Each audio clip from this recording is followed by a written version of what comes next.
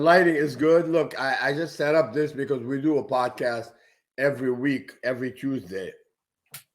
And so the past couple months been bad. So I don't know. Is the setup looks okay to you? You look amazing, sir. I mean, muscles out. I know the muscles are out under that shirt. What I The mean, muscle is still there. The muscle is still there. holy crap! See? Yeah, look. Holy crap! I am You know, this astounded. is the leftover. This is the leftover. I mean, I don't know if that's leftover because, sir, that is still bigger than my arms right now, and I'm only 23. But welcome to the Underdog Talk, the most underrated podcast on earth. I mean, you guys know him, the Lion of Lebanon, the 1983 Mr. O champ. I mean, ladies and gentlemen, the one and only, still aesthetic as ever, Mr. Samir Bannout. What is up, sir? How you and the family doing today? Doing good, kid. Doing fine. It's finally good to sit here and talk to you after this long wait. And then I told you the reason why. I was just anyway. Everyone's good. You know, after the COVID blues and nonsense. Thank God, it's beautiful inside. I wish I could show you. It's beautiful outside, It and is. It's life finally goes on. spring. We all went through thick and thin, and it was the whole world was total mess. So we're doing fine now. The kids are going to college. I have two boys, Jesse and Sergio, Ooh. and they're a baller though. They like basketball. They're not like into muscle like us. No, they work out. They look great. They're in shape, but they're like their main focus is basketball. And I mean, I don't think And many so, people can look like you, sir. Even they have your blood in you. I think there's only one Lion of Lebanon, and I just gotta say, I mean, you are the first ever Open champion on the podcast, so history is in the books, sir. Now, I can't tell you how much I love the nickname the Lion of Lebanon, but who gave you that oh, nickname? And please don't say yourself. let's blame that on the Master Blaster, Joe Weider. Really? Yeah. It was Joe Weider who started the Lion of Lebanon. And actually, the first article was the Lion of Lebanon is loose. When I came into Los Angeles, a couple months, 3-4 months before that, Tom Platz and I were talking in Detroit, Michigan, and talking about the dream, how we're gonna go meet Joe Weider. And really, believe it or not, we end up both, connecting good with Joe. Yeah. So he called Tom. I don't know if he called Tom the Golden Eagle, but he did call me the Lion of Lebanon. Wow. Yeah. True story. True story. Back then bodybuilding was really cool, Keddy. It's not the same here in Southern California, although bodybuilding is still popular, but in the Weider days was like dream. It was like a dream. It was not. It was unbelievable. And I mean, there is Have you not. been here? I have not actually ever been to California or Muscle Beach or where it all kind of took place. I've never been to Gold's Yeah. in San Fran. I need to go. I mean, that's the heritage, I guess you could say. No, it was incredible, Keddy. And it was like a dream for every bodybuilder, whether in this country or anywhere in the world. Yeah. Look at me. I was born in Lebanon. You know that. Yep. And my dream was to really, meet Joe Weider, let alone working with Joe Weider and be on board with some of the champions. He brought Arnold, he brought Franco, Rick Wayne. All the champions come from different part of the United States or the world. Because Joe, rest in peace, was a very special man. Yeah. Not too many people know. I'm sure a lot of people knows, but nobody knows the deep detail about Joe. He's the most passionate man ever. Yeah. About bodybuilding. Yes. So he called me the Lion of Lebanon. I mean, I don't think there's a better person to give a nickname in bodybuilding. I mean, that's like Tom Brady calling me the underdog. I mean, it's almost just like surreal. Now, obviously, Samir, you grew up in Lebanon before coming to the States. But when you were in Lebanon, sir, did you ever see, what your future would hold in terms of becoming one of the greatest bodybuilders of all time? Well, No, it wasn't that I want to be one of the best in the game, but I really wanted to be a champion. That was my goal. And the more I kept it going, first thing I landed in Michigan, and I was around really good people. Then I connected with Powerhouse Gym, and I had a trainer partner at the time by the name Bob Burrows. And Bob, he was very passionate, and we both together we clicked. And he was an awesome training partner, and we learned a lot. I learned a lot. I mean, listen, we talk.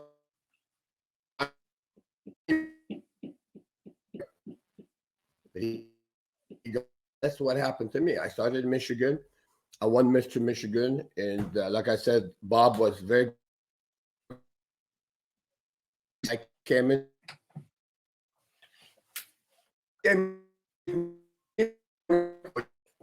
But there I met Tom Plass, and Tom and I were talking one time by underneath. I recall we were standing underneath a gym called Ron's Body Shop. And Tom says, Tom, I was saying, like, he was dreaming about it. We both are dreamer, believe it or not. We dreamer, but we believe we are believer too. Tom is very positive, he's very passionate. Yeah. I don't know if you have talked to Tom Plass yet. I have. Not on the podcast, but off air. And yes, the motivation is one of a kind. So, Tom, so Tom came out here a couple of months before me. And he settled in Santa Monica. And I spent the first day at Tom Platt's house at his apartment in Santa Monica. But we were rival kind of, even though we're friends, but we were rival. And before I came to Michigan, I stopped in St. Louis, Missouri to prepare for the Mr. Universe in Acapulco, which is, I was supposed to clash with Tom Platz. Yeah. And so I couldn't go due to stupidity, with visa late, applying for a visa late. Anyway, ended up not competing. So it's funny story is when I stayed at Tom the first day, and he was already Mr. Universe, and I couldn't go, and I was heartbroken. I wanted to be in that show, win or lose. I just want to be there. But Tom Plass would answer the phone in front of me. Hello, this is Tom Plass, Mr. Universe. Talking to him like, shut up, Tom. He's rubbing it in. But anyway, I stayed with Danny Padilla after that for 1 month. Danny was training partner with Ed Corney. Yeah, and Mike and Ray Menser, they lived like probably 3-4 blocks from Danny. And so, yes, moving to Southern California, and it's becoming like a true dream became true. That dream happened, really.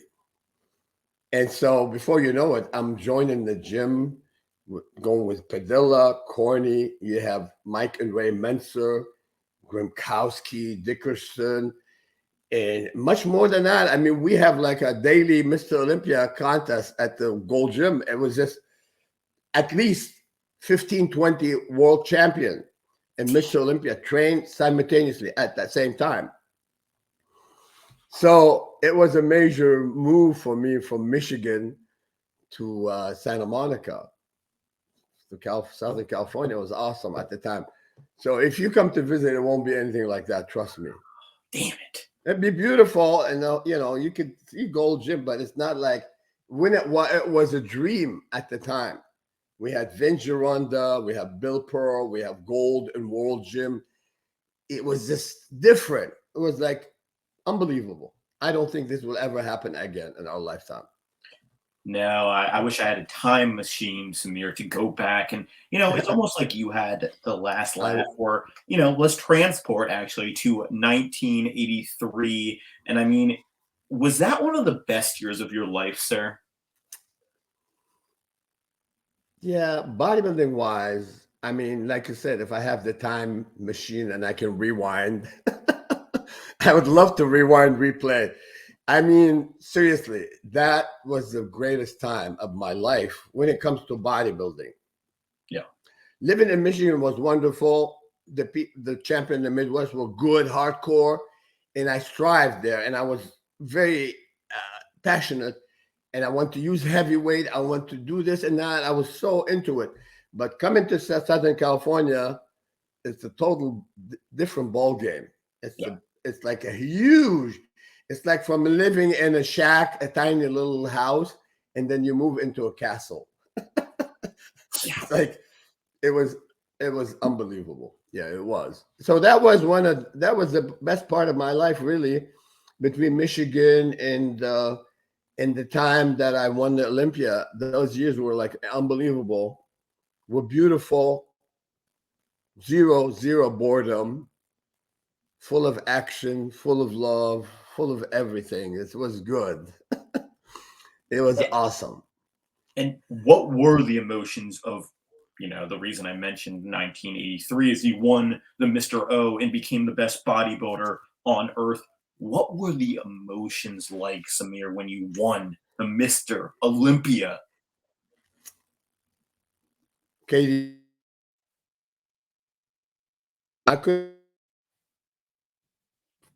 I was competing in London, in Wembley, at the Mr. Olympia 82. And, the reason I'm bringing that up, because 3 days ago, one of the judges,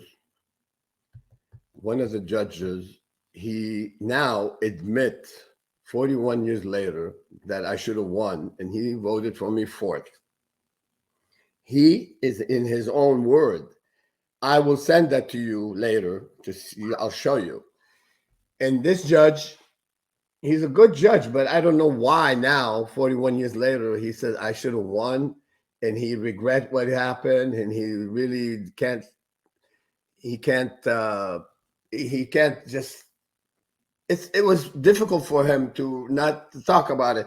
So it's unbelievable. So London, 82 in Wembley. One of the judges gave me ninth on symmetry, and we have to talk about it. I'm not a sore loser by no means. No. I never brag, I should be the best that is. No.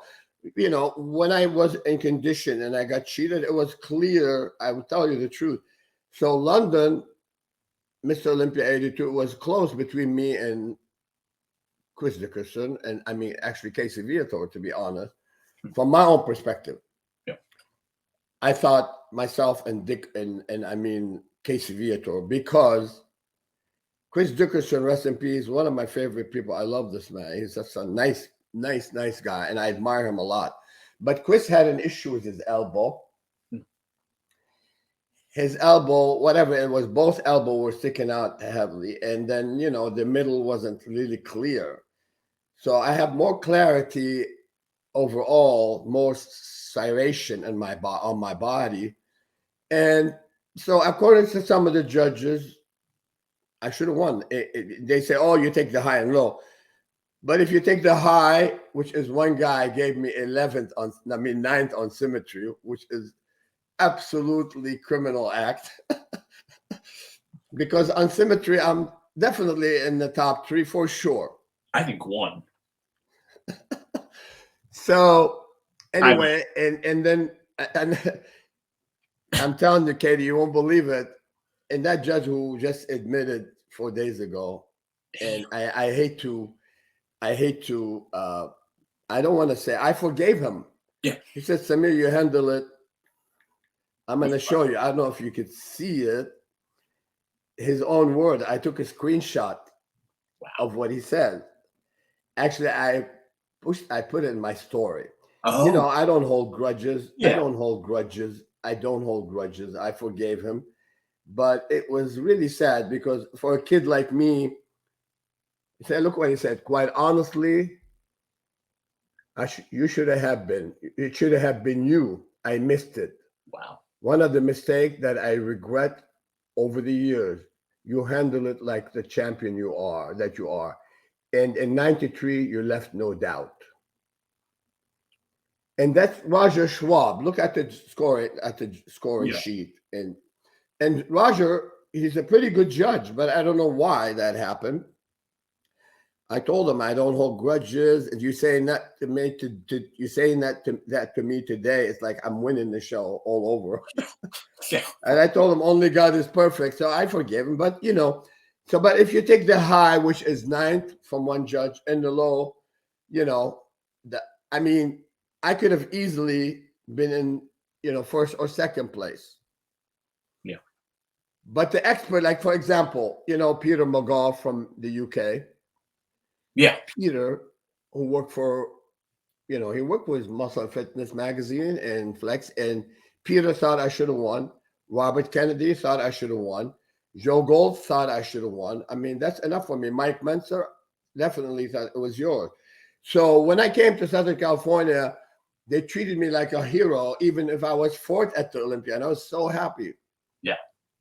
And so, but anyway, yeah, I mean, Mr. Olympia win could have happened a year earlier. However, also I decided to, when I left the stage in Wembley, away for the audience, said, "Don't worry." I said, "I'll be back next year better." And I did come in and won it in '83. Yeah, and you did, and how that must have just felt so good. Like, this is my time. I should have won in the year before, but that's neither here nor there. You came back like the champion you are, and won. I mean, you were the greatest bodybuilder on earth. I mean, does that ever just like hit you and you're like, damn? No, you know what? Honestly, it made me more modest, make me more kind. I never really acted like I was Mr. Olympia. I treat people, I don't care who, a beginner or an old lady. I treat people equally. Some people cannot handle winning. They act like right away their head get big and stuff like that. But yeah, it was awesome. I mean, being the number one man in the world was awesome, and I kept my motivation even stronger and higher. I stepped on it even much higher. In '84, no lie, I felt robbed heavily again, but the robbery happened for a reason and it was obvious, but we don't discuss that right now. But I still enjoy the game like today. And people that cheated me, they look like crap right now. And some of them they're not here, no longer with us. So I am a bodybuilder for life. I'm passionate. It's a way of life for me. I enjoy doing it. I enjoy helping people. I enjoy what I do. I love this game. And obviously, your victory ended what many would be referring to as the aesthetics area for the Mr. Olympia contest. I mean, first, how would you describe your body, sir? And then what do you think the current bodybuilder physique is heading towards? Look, I always looked up to Arnold and Mhm. Frank Zane. Yep. And the truth, Arnold as my hero. And the first magazine I ever picked up was Arnold on the cover. Yep. And yes, I admire Arnold. And yes, I tried to copy some of his poses, but I'm a good copier. I'm not like one of those guys, monkey see, monkey do, copy Yeah. the wrong thing. I copy the best, but I created a little bit more. So it was Arnold and Zane. And Samir's body was built more like shorter Arnold, slightly bigger Zane. And I applied the posing of Zane and Arnold simultaneously. So I was able to do poses that even Frank may not be able to do. Yeah. Like, for example, there are some poses I couldn't do. I couldn't do Frank's vacuum, although I have a big rib cage. I couldn't do the vacuum. But whatever I did, it has to be meticulously done right, perfect. The angle and the line has to be created. Same with Arnold poses. Nowadays, I laugh about these guys try to copy some, monkey see, monkey do, but they copy the wrong people, whether it's girl or guys. Yeah. And it's really sad. It's really sad because I see that so often. Like, for example, you may see some guys in really, really good condition, shredded, but when they pose, they make it look miserable. From my perspective, and I am deep in this game, really deep. Yeah. I will analyze the mosquito. every little thing. I analyze everything from head to toe. So for me, looking at weaknesses, I catch it right away, whether in performing or whether in conditioning and stuff, you know. And it's really sad, even in the girls. It's, oh my God, the girls, even the body is beautiful. They get them in good condition and look beautiful, but they pose like, I mean, for me, it's like retarded kind of posing. When the girls do competitive, do this kind of motion, they copy the other girl. The problem is when you copy someone who's doing it wrong, it's the worst thing could ever happen. I agree, and I think no one will ever be able to meet you, Frank, and Arnold golden era aesthetics. Now, kind of wrapping it down, what were your thoughts on the 2023 Arnold, Samir? Did you think the placings were accurate, or what were your thoughts on obviously the well, we talked about it on the podcast. Yeah. OSL, Old School. The thing is, I felt conditioning wise, I went with Nick Walker conditioning wise. Yes. But Samson's physique was easily the best physique. He's a beautiful physique. And he was cut enough. But from my perspective, he could have been sharper yet. Yeah. I mean, if you're looking at Mr. Olympia quality nowadays, you want 24 karat. And if it's 21, for Mr. Olympia, it's okay. It looks good, but not good enough in my eyes. So he needs to step on it a little bit. If he had the condition of Nick Walker, wow, Lord have mercy. The win would have been even much easier. So who's second place? I mean, who was in third place? So it was first. It was Andrew Jackson third. Yeah, Andrew Jackson. I love his body. Yeah, and then what were your thoughts on Big Ramy not even being in the top three? Ramy came in good condition, but then we're talking about Ramy had some injury. Yeah. And according to some people, really complicate things, but Ramy, he really worked so hard. I don't know. I mean, the thing is, Keddy, I wasn't there. I wish I was close. Usually I go and I sit down in the first row, basically. We go and look and analyze. And honestly, I don't care who wins. Yeah. I will vote for my enemy. Looking at me, the way I do, I don't have an enemy, but just to tell you, I will I'll tell you the truth without hatred with anyone. I thought Andrew Jack, beautiful body. I mean, it's really hard for me to say that just from the pictures in the video. I wish I was there. But to me, Nick Walker had the best quality by far, had better quality than the top two. I mean, for second place, I don't know, man. Judging sometime at a balance like Samson. Yeah, Samson's physique is beautiful. I mean, we can't take anything from his win because he deserves it. And I think next year, if he comes in another 5-10% more quality, he upped the grade to 24 karat. He would be like very tough to beat. And I mean, to be perfectly honest, I think any three of those individuals could have won it. I mean, it's up to the judges' eyes, but I mean, all three looked fantastic. Now, final question. You've seen it all in the bodybuilding world. You, sir, are one of the greatest of all time and a Mr. Olympia. Thank you. What is your biggest tip for someone who is looking to become a bodybuilder like you once were, sir? I would say you have to start right off the bat properly. You have to apply the art of bodybuilding first. The first thing you do, and if you look at my story, I posted in early pictures of myself just to show the kids out there, because from the beginning, I learned how to pose, how to show it, and make the body flow. So this is the first thing you do, because you will get big, of course, and work on harmony, work on balance, and pay attention to everything. I mean, look, exercise mechanic does matter. And some people do certain exercises copying other people, but you have to find out what works perfectly for you. For example, let's say you need an inner head of biceps. Yeah. You need the inner head or the outer head. So some people they'll do a curl without thinking. If I do close grip, I'm going to work the inner head, but I already have a good inner head.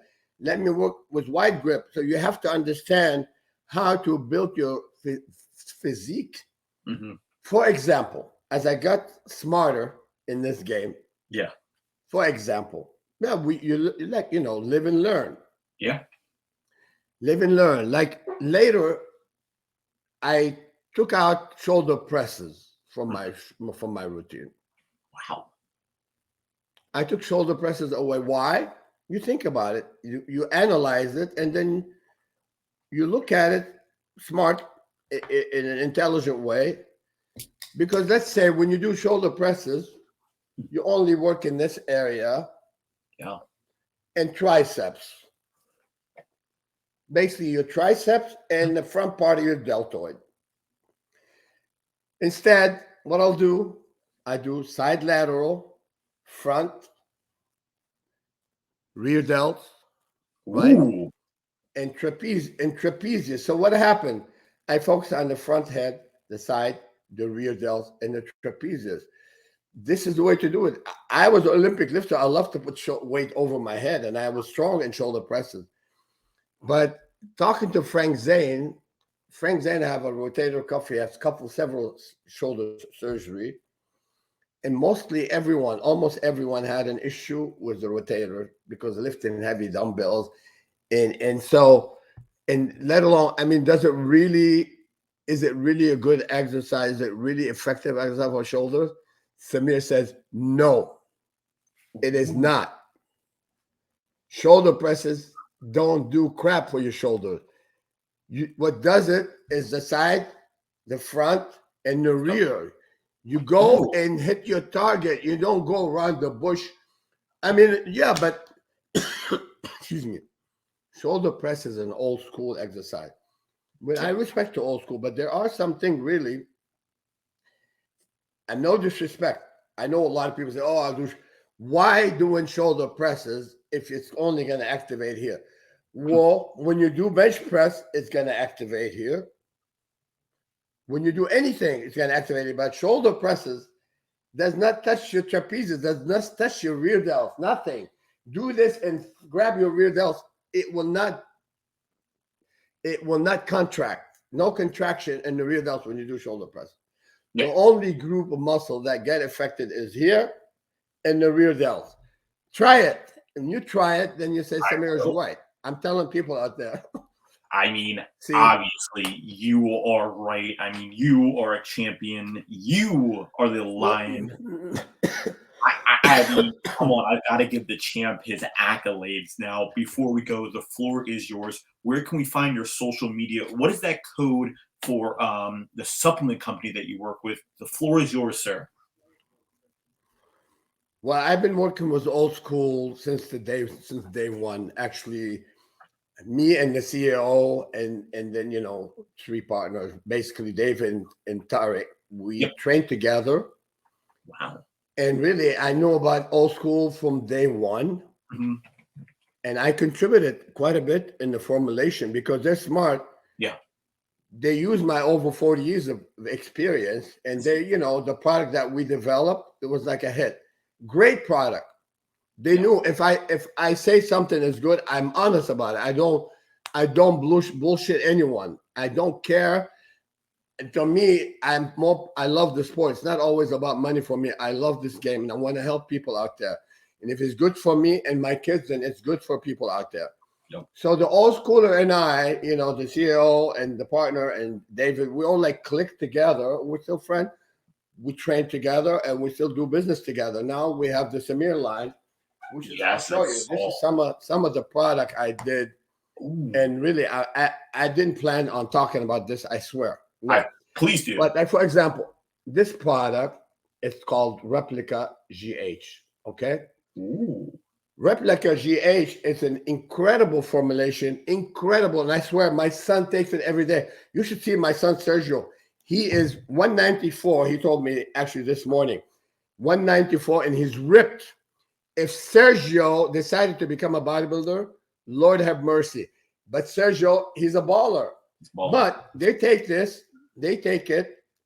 Why? Because the ingredient, although this has been put together years ago, I convinced him, I said, look, you try it, and then we'll go from there. They tried it. And so just about everyone, including, I was going to talk about some movie producer who tried this.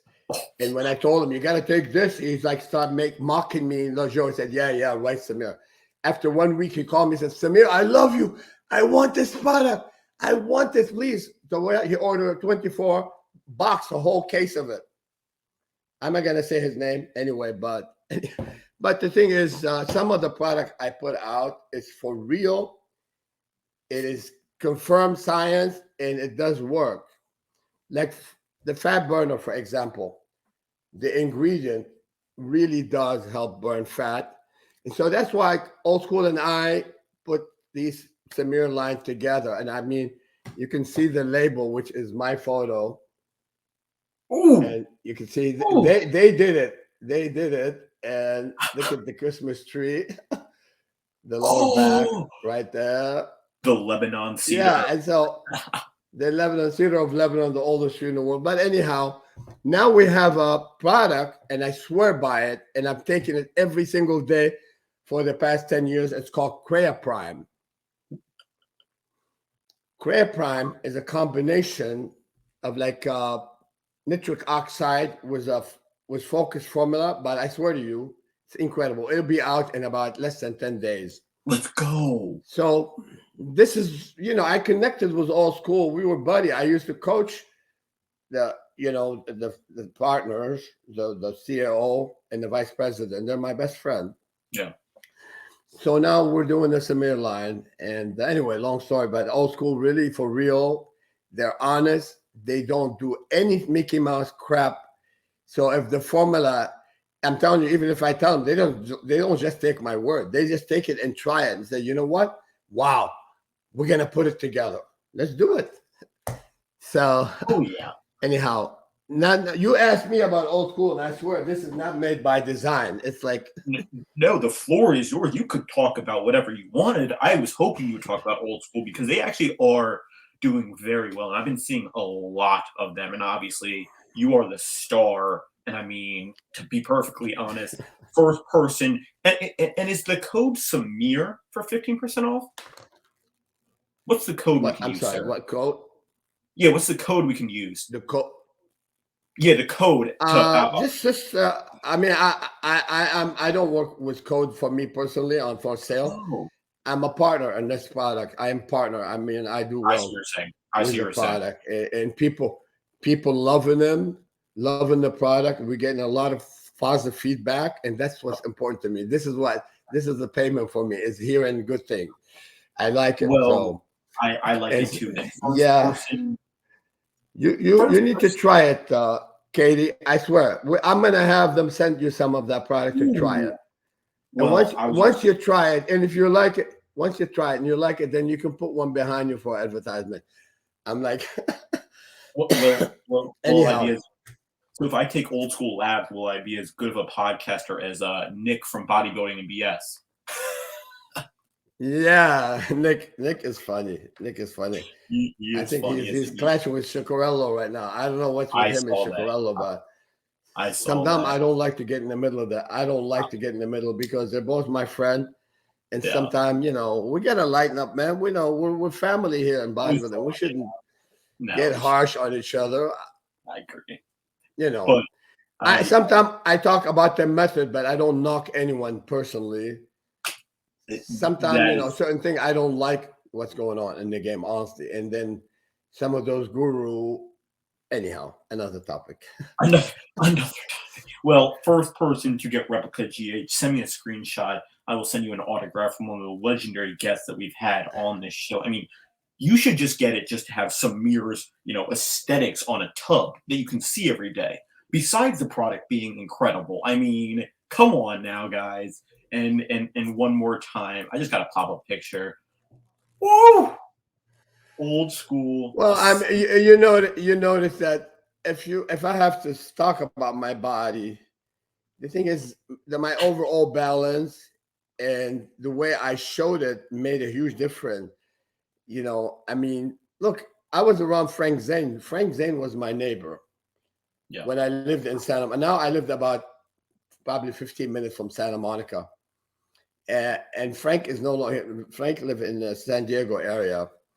But I was around Frank quite a bit. And really, Frank was very supportive until I competed against him in 82 and 83. So, but still love Frank. I talk to him every now and then.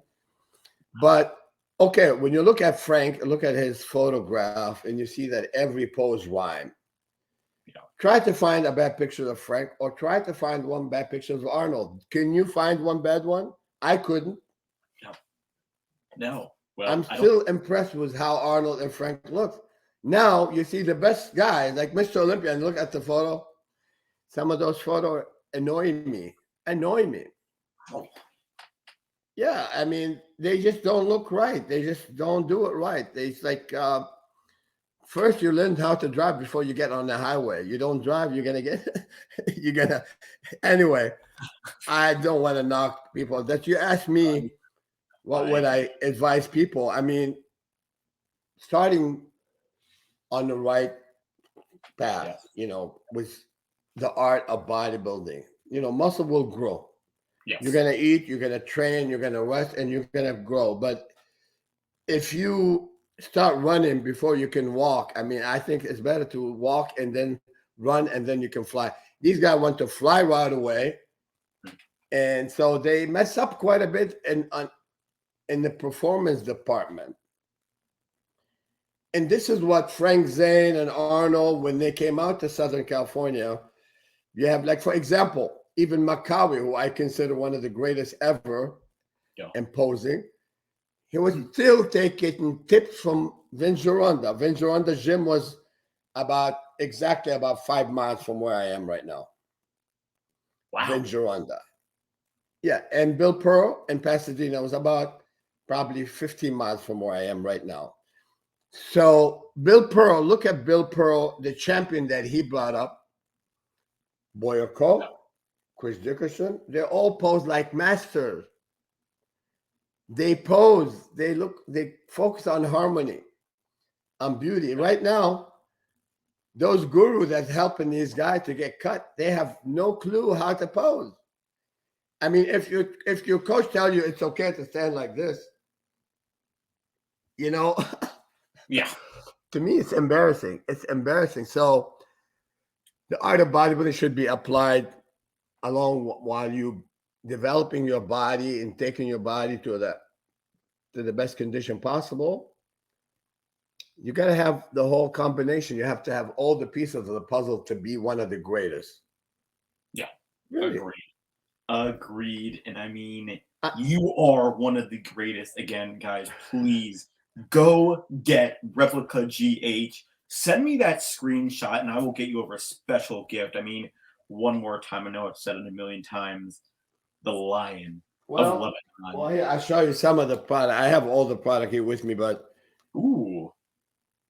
Okay, again. Ooh, I see it. Replica GH. GH, okay. Lava 196. Is that Lava 190? But the reason what they call it 196 because that was my winning weight in the Olympia. And most of their product, yeah. And so this is vintage build, which is very good intra workout, bench chain, and so. But they have the whole array. They have all the. They don't have tons of product, but whatever they have, it's like very heavily researched. Yes. And 100% effective. Otherwise, it's not going to be on Arsenal. So. Yeah. Well, I mean, please, guys, link for all that will be in the bio. thank you so much for taking your time, sir. An honor and privilege talking with one of the greatest of all time. I mean, ladies and gentlemen, Samir Bannout. Thank you again, guys. Don't forget to like, comment, and subscribe on this video. Until next time, guys, Underdog